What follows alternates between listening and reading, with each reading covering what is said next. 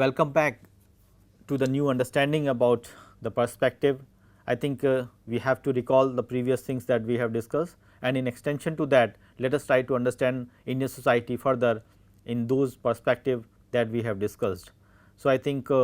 keeping previous deliberations in mind, let us try to have the further deliberations, so that it will enhance your further understanding about the Indian society. So, I think when we try to speak about the Indian society, let us have these things in mind. Also, parallelly we have the political modernization.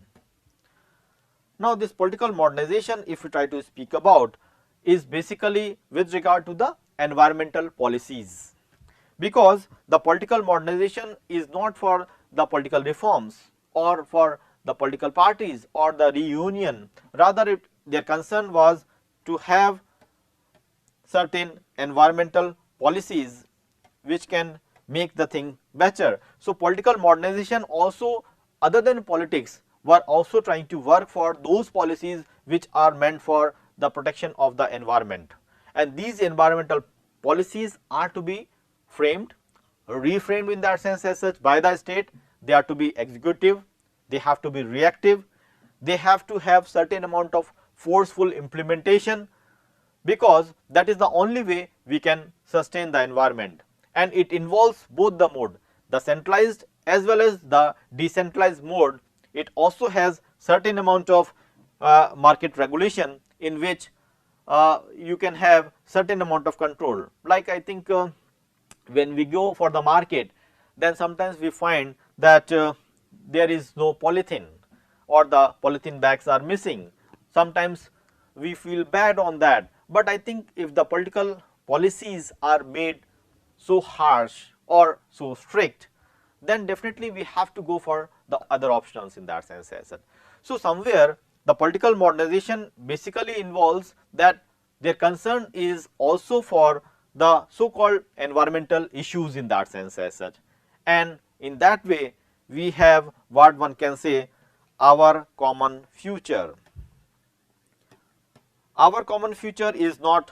my future or it is your future in that sense. Our common future is basically seen as the World Commission on Environment and Development. World Commission on Environment and Development,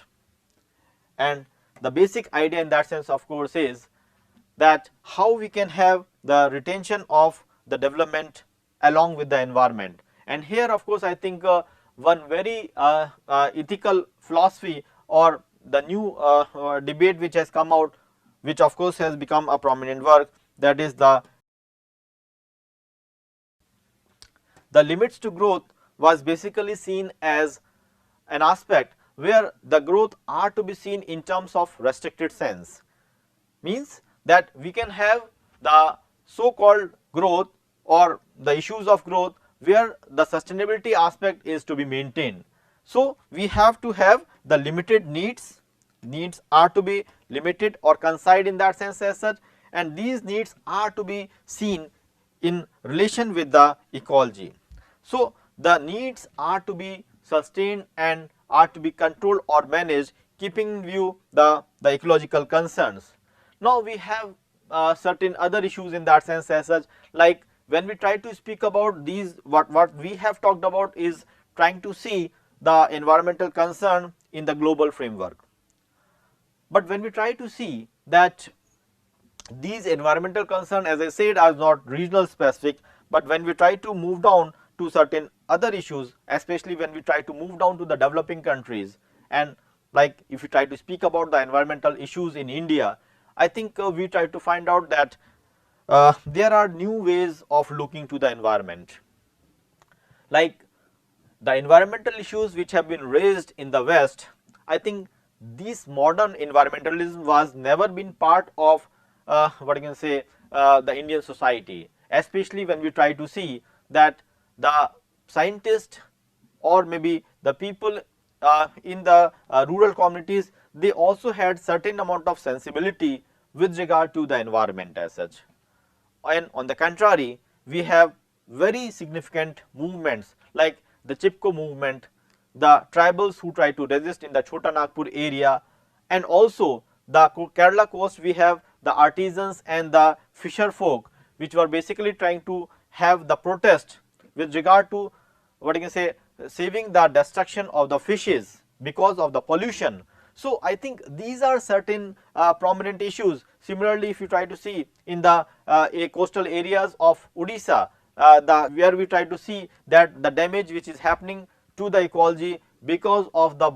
bauxite mining. So, these are the significant what I can say concerns which have been there in India and which have been timely resisted and revolted also. And it is not that it has been with the civil society, it has been with the elites. I think it has been across the sections of the society, including the tribal, the rural in that sense as such, and also the artisans and the laymen. So, the issues have not been raised by the elites or the so called the academia, rather it has been resisted by the smaller segments of the society, the people, the masses in that sense as such. So, in India if we try to see the environmental movement, basically we have in 1970s the prominence of the environmental issues, and it can have the various stages, like we have that the so called understanding of the environment are to be seen with regard to what can say the Marxian framework, where there is an issue of the ecological struggle. We have the class struggle in that sense as such, where the bourgeois are deviating from the issue of ecology in that sense as such. So, we have the Marxian framework for looking to the environmental issues. Then also we have especially this Chandi Prasad Bhatt and Chandi Prasad Bhatt, and his contribution I think is going to be significant, because Chandi Prasad Bhatt has gradually tried to have certain amount of critique with regard to what you can say the environment, and we have the environmentalism of the poor in that sense as such. That was the debate which has been raised by Chandi Prasad Bhatt, and we try to see that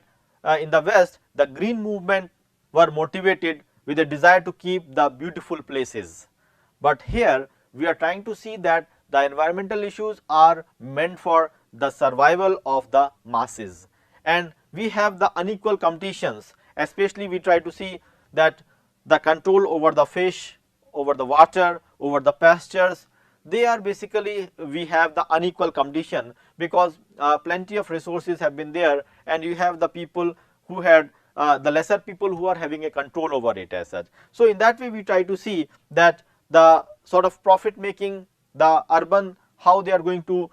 devast upon these issues of environment as such, all these things in that sense were happening in India, and we definitely have a very different scenario which have been there in the West, but in India we have the different issues.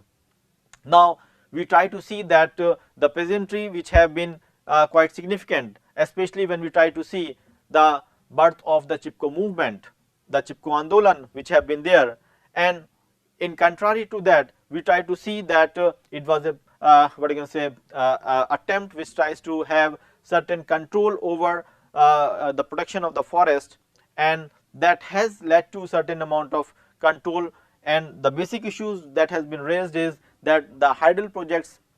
which are to be instrumented, it should not be at the cost of the nature or the trees in that sense as such. Similarly, we try to have certain other significant work, and if I name some of the people who had contributed significantly directly and indirectly, we have the late Professor A.K.N. Reddy, whose contribution in the field of environmental issues, especially on the sustainable energies, is going to be quite significant. Sustainable energies, basically in terms of the strategies, we have Madhav Gadgil. Madhav Gadgil's contribution again is going to be significant. Then we have this Ashish Kothari. So, his concern for looking to the environmental issues in that sense as well. We have many other names, like we have Anupam Mishra, we have Ramaswamy Iyer, who were basically trying to fight for the water management in that sense as such. We have Dinesh Mohan, whose contribution we try to see in terms of the transport, and also we have Ravi Chopra, who is basically trying to deal with the People Science Institute at Dehradun for the rehabilitation of the population. So, in that way we try to see that these people, the long list of people, they work on the different areas, especially they work in the field of environment, they work in the field of water management, they work in the field of rehabilitation, or they work in the field of protection of the trees and many other issues in that sense as such. But apart from these people, one significant name which has to be concerned for the people and for you people in that sense, of course, is the contribution of Ramachandra Guha. As I said that in the starting itself, Ramachandra Guha, definitely his contribution is going to be quite significant. He was basically a historian by training and a biographer also, but he was based at Bangalore, which of course was seen as one of the advanced cities. He has taught at the University of Yale and also has worked in the University of Oslo, and also he has served in various other Indo-American communities. He was a visiting professor at the University of California, Berkeley, and also in his academic career he served as the Philip Roman Professor of History and International Affairs at the London School of Economics. So, I think if we try to see Ramachandra Guha's exposure and his contribution, being an historian and apart from historians, he had served in various places, and in that way his what you can say understanding or his concern about the environmental issues is going to be quite significant. I think if you try to see some of his celebrated works, I think we can have certain names, and one work which I will definitely try to focus more upon, that is the environment. In the case of environmental history, we have the unquit wood. Unquit wood is basically an important work which has been from University of California in 1989. That was one of the significant work, and it was also seen in terms of what you can say a work which was to be seen with regard to the environmental movement in the Indian society. Then you also have another work by him on India after Gandhi, that was also an important work, which is in 2007 by Macmillan Press. Then also his contribution is to be seen in terms of the social history of cricket, because he is a prolific writer in the field of cricket. Also he has written good commentaries on the cricket in India, and he apart from that has been a regular writer in the Times of India, in the San Francisco Chronicles, in the Outlook, and many other works in that sense as such. And also if you try to see that he's been seen as a writer of eminence, especially he has his contribution in terms of the fictions and also the new fictions writers in that sense as well. That is how we try to see his contribution. Now coming down to his important work, the Unquit Wood, and the full title says that Unquit Wood is basically with regard to the ecological changes and the peasant resistance, ecological changes and the peasant resistance in the Himalaya. So the complete title, the Unquit Wood, and then you have ecological changes, the subtitle is ecological changes and the peasant resistance in the Himalaya. Now this work is basically seen as a path breaking work in the study of peasant movement. Especially we try to see, as I said earlier also, that the ecological issues and the resistance did not come from the so called what you can say elite, rather it has its voices from the peasants, from the tribals in the different parts of the country. and especially we try to see the peasant movement which has basically worked against the commercial forestry. So, I think if you try to see the issue, the peasant movement which has been against the commercial forestry, it brings the story of Himalayas as a social protest in up to day life or day to day lives, reflecting the Chipko movement in the later phase. Because Chipko movement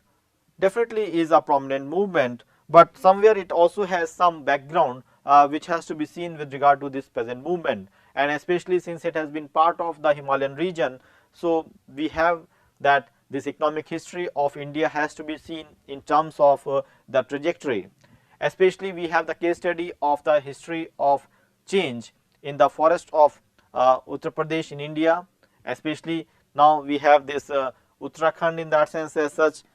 which has been part of UP earlier, but now Uttarakhand basically was a region where we have the historical analysis of the two hills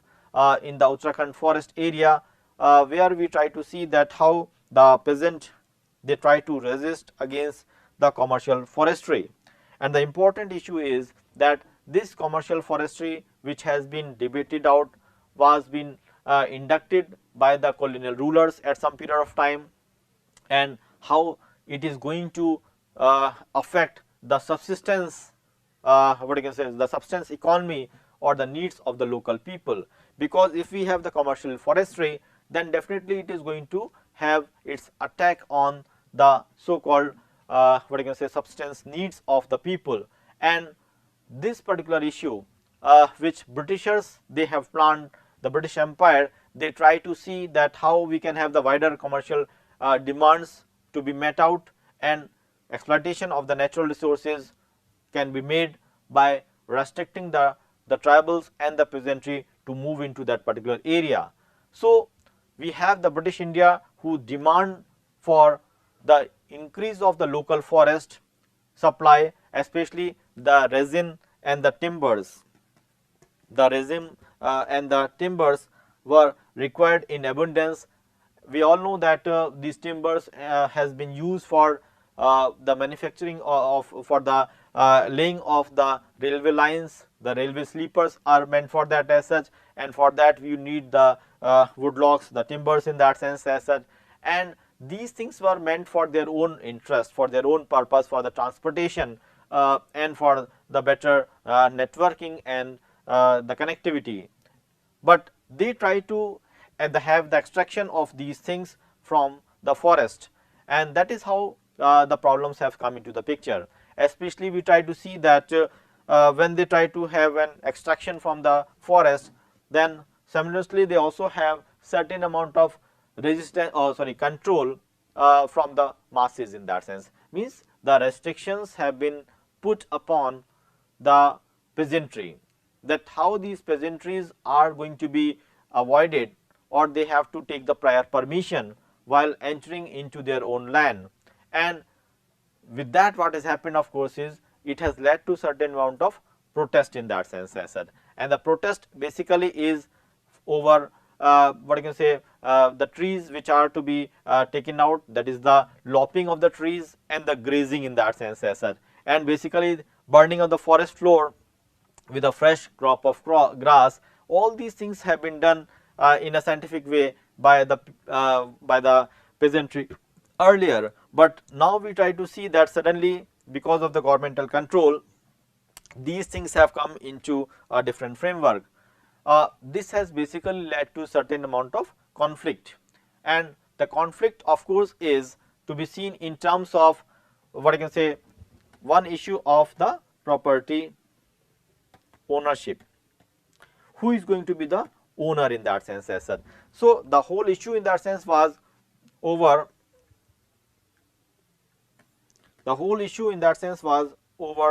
the control of the ownership of the land and the forest, over the land and the forest. And we try to see that the developed notion of the private property, when it started coming up with the peasant communities, they try to have certain amount of control, and this has basically led to certain amount of marginalization of the pastures and the woods in that sense as such. And these also has been with some restrictions, with some guidelines in that sense as such. So, the forests are not to be used in the way the peasantry want to use and the actions were being directed against the state and were not being put by the state in the tone that they want. And Guha has basically tried to see that the colonial records which says that the Indian foresters they provided the rich sources of information on the exercise of the various forest management by the forest department, and these forest departments were having the new policies against the what you can say the will of the local masses in that sense as such, and this has basically led to certain amount of resistance as such. Now, what British wanted to do, they wanted to have certain amount of hegemony over the ownership of the land, the way they wanted to utilize the land, and also the important thing that comes into the picture is that these lands, definitely the natural resources which are to be utilized by the masses themselves, but now they are going to be utilized by what you can say the so called governmental policies. And in that way we try to find out that there are two parallel which are coming up as such. One of course is the peasants resistance which is going to be visible in the Himalayan region, and we also have the resistance by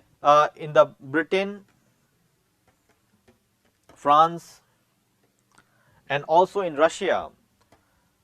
So, we have the two resistance in that sense as such. In Britain, France and Russia, the parallel of history are forcefully demonstrated in terms of comparison which tries to have certain amount of historical evolution of the current pattern of the resources. Like we have the present resources at one end, we have also the resistance which were going on in Britain, Russia in terms of conservation over the forest, and the study basically tries to conclude or examine the formation and the action plan which has been worked out, which is to be seen in terms of the Chipko movement. And especially this Chipko movement, it has seen as a sort of a protest which tries to understand the forest history in a new way, especially in the Uttarakhand. It is also interesting to know that the Chipko movement, you have the leaders which were definitely of not the national character, we have the local, we have the national, and also the global players which worked and tries to have certain amount of interventions into this particular issue. Especially we try to see that the state which was being seen both as a political entity and also as what you can say social entity in that political and also like economic activities in that sense as such, and we try to see a great transformation like with the increasing emphasis on the forest in the community. We have an understanding that this encourages the local participation in the protection and the management of the community forest as such. Now, this is of course one side of the story. Now, this particular social forestry in India was being done traditionally by the foresters, by the people in that sense in the form of communes, and this forestry now is basically having the notion of local participation, understanding of the indigenous knowledge, and also the acceptance of the local rights by in terms of an access to the forest people in that sense as such. So, virtually we try to find out that the linkage which has been there between the trees, between the people, the local masses in that sense as such, and also the state, all the three people, all the three categories in that sense, they were in tussle with each other in that sense as such. So, virtually we try to see that this whole notion of Chipko movement and also the present resistance which have been there, it involves on the one hand what you can say the state which has to be seen in terms of the economic development, but also it has the political policies in that sense as such. So, state which is seen as a hegemonic what you can say entity which tries to hegemonize in terms of the rule making,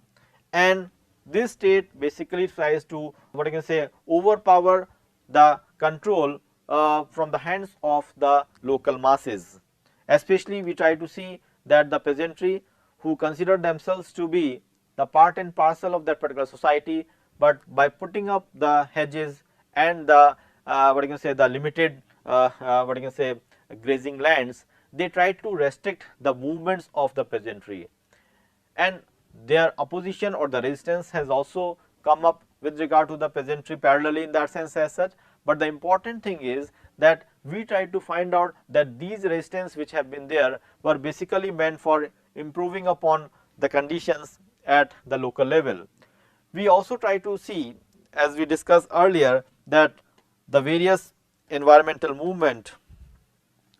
which took place in India, environmental movements which have been part of the Indian history. I think we have whole what I can say study, and what I can say we all are aware about this Bhopal gas tragedy, where we have the leakage of the gas which has affected the population in terms of a long history, especially when we try to see that how it has affected the surroundings in that sense as such, especially this carbide plant which has been putting on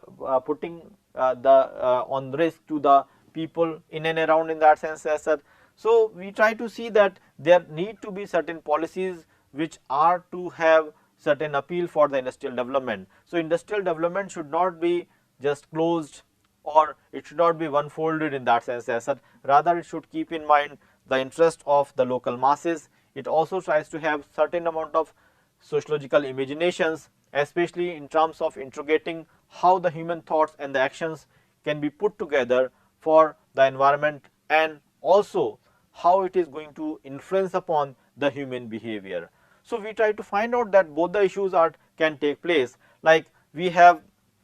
the Marxian interpretation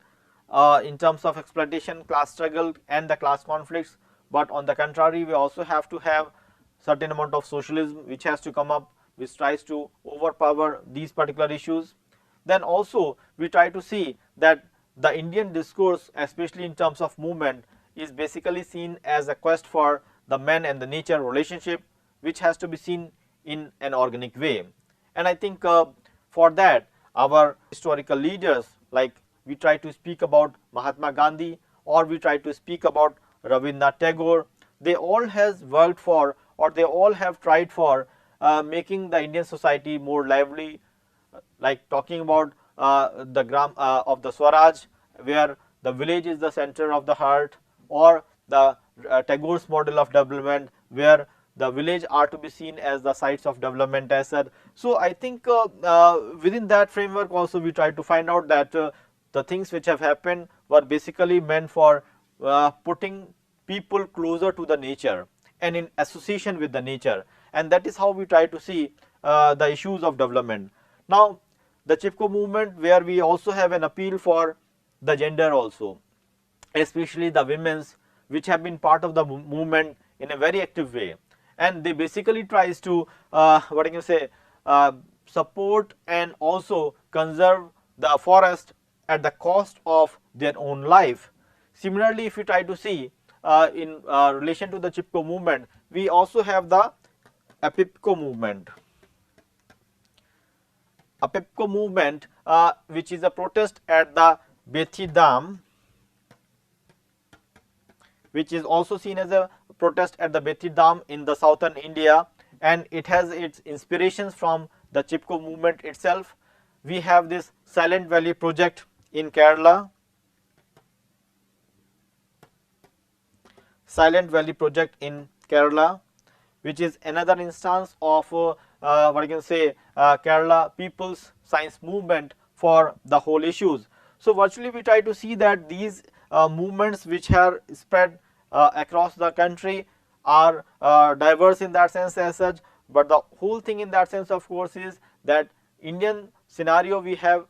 appeal for understanding the environmental issues in a very specific way, and I think we all will be benefited by this. This is not simply a question of teaching, but it is also the issue which pertains to that how we can have the sensitivity towards our surroundings. So, with these words I will just stop it here, and I think further references which we can see is Ramachandra Guha's The Unquaid Wood, and also we have Madhav Gadgil, Ramachandra Guha's further contributions, which can be seen as the significant contribution in the field of the environmental issues. And like we have also in the belly of the rivers or many other issues which is going to be part of the further readings that we can see further. So, with these words I will say thanks, and we definitely will have interaction in different ways through these particular issues. Thank you.